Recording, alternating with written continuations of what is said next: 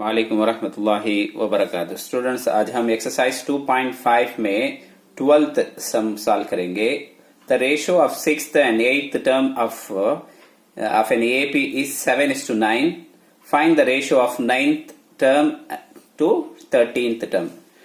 ये 6th term 9th term का तो क्या फार्मूला यूज करना तुम्हें मालूम हो। पहले 6th टर्म टी टर्म को टी से बदलते हैं। 6th term is to ratio मैंने देखा है सो ये ratio 6:8 term is equal to कितना है 7:9 है। 6 8 है, 2 भी लिख लिया, 7:9 भी लिख लिया। इसे फ्रैक्शन में लिख लेता हूं।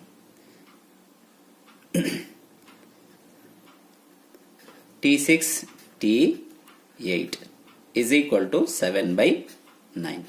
अब हम ना ये 2 भी लिख ले हों क्या। अब इसे कैसे लिखे जा फार्मूला हमने यहाँ nth टर्म का फार्मूला मालूम। Tn is equal to a plus n minus 1 into D.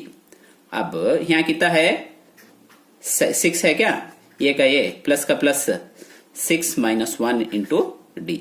तब यहाँ T6 इज इक्वल टू ये प्लस 5, 6 में से 1 सब्ट्रैक्ट करे तो 5 हुआ 5D। तब यहाँ 6 आया तो यहाँ 5 आऊंगा, यहाँ 7 आया तो 6 आऊंगा। तब यहाँ क्या लिखे जा, देयरफॉर ये प्लस 5D डिवाइडेड बाई यहाँ कितना है 8 है, 8 है नहीं क्या, तब कितना आऊंगा 7 आऊंगा, यहाँ 7D। ये कम हो जाता है 1 सब्ट्रैक्ट कर देते, देयरफॉर 7/9 आएगा। अब इसे क्रॉस मल्टीप्लाई कर लेते, ये 9 को इसे, ये 9 को इधर मल्टीप्लाई करता हूं। 9 इंटू ये, इसे भी इसे 9 इंटू ये 9 ये, फिर भी ये 9 को भी 2 भी प्लस का प्लस लिख लेता हूं। 5 9 सा 45, ये डी का डी। देखो ये 9 को उठा को इसे भी मल्टीप्लाई कर हूं। उसके बाद इसे 7 से मल्टीप्लाई करना, बीच में इज इक्वल टू का इज इक्वल टू 7 इंटू ये 7 ये 7, ये प्लस है बीच में प्लस लिख लेता हूं। 7 7 सा 49, डी का डी। अब क्रॉस मल्टीप्लाई करे, ये इधर वो इधर मल्टीप्लाई करने के बाद ये 9 ये यहाँ दे, ये इधर ला ले तो तब -7 ये हो जाएगा क्या, ये इधर ला ले इज इक्वल टू यहाँ राइट हैंड साइड में 49D है, ये इधर आया दे 45D इधर गया तो -45D होगा। देयरफॉर अब कितना हुआ, इसमें से सब्ट्रैक्ट करें तो 2 ये क्या। अब इसे 49D में से 45D ने सब्ट्रैक्ट करें तो कितना होगा 4D। अब ये यहाँ रन दे और 4D भी यहाँ रन दे, ये 2 डिनोमिनेटर में आ जाएगा कि। अब इसे सिंप्लीफाई करें तो क्या होगा, इसमें 1 टाइम इसमें 2 टाइम, देयरफॉर ये इज इक्वल टू 2D नहीं क्या। अब ये मालूम करें। अब हमें क्या करेंगे, क्या देखो है, find the ratio of 9th and 9 to 13। तब ऊपर क्या लिखेंगे T9, नीचे 13 लिखेंगे। इसका आंसर हमें फाइंड आउट करना उसे। अब क्या फार्मूला उसे